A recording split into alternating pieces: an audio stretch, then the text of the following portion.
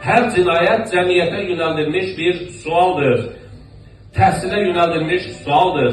Həbsxanadaşlar dünən məktəbimizdə parta arxasındaydılar. Bugün isə bizə, müəllimlərə, təhsilimizdə çoxlu suallar göndərirdilər. Həbsxanadaşlar sualdır. Sakit ol deyirlər uşaq vaxtı, danışma, böyüyəndə başa düşürsən, böyüyürsən və anlayırsan ki, əslində heç kim başa düşmürmüş. Psixoloqa gələndə dəlisən deyirlər, amma gecətək qalanda hamı özü ilə danışır, tavanla danışır, güzgü ilə söhbət edir, sadəcə tozsuz terapiyadır, xalq təbabəti bu cür işləyir.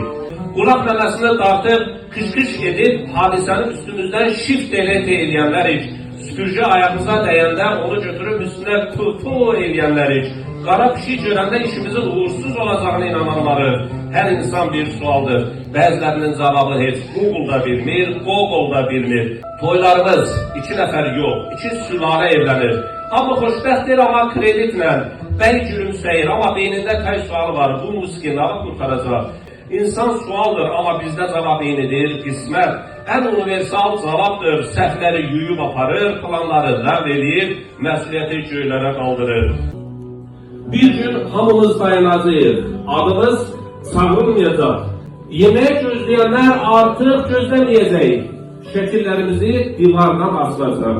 2 nəsil sonra insanlar divardakı şəkili belə tanımayacaqlar.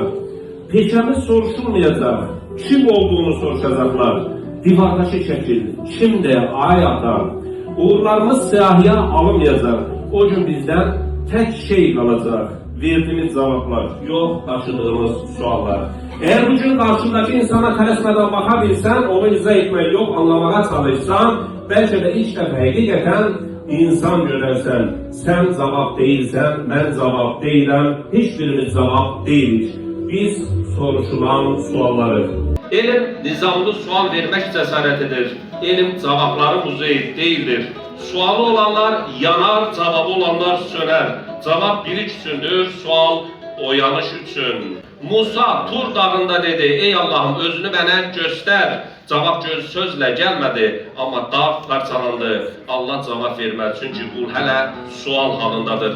Gələcəkdə suallarla cavablar yer dəyişə bilərmi? Cavablar sualları aktıra bilərmi? Kişi olarak yaranmağında rolun olmaysa qadınlara üstünlük təmin etmək məntiqsiz deyilmi?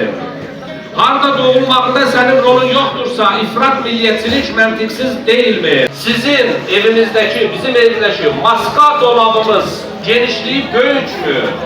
Ve o suallara qovuşmaq üçün pol üstünlük kaldırır havaya. Sualları havaya kaldıraq. Şartları üfləyək. Bəli, indi onları partladı o sualları götürmeye çalışır. Onları partladı. Sualları götürün, evde dolabınıza yapıştırın. Onun içerisinde muhteşem suallar var.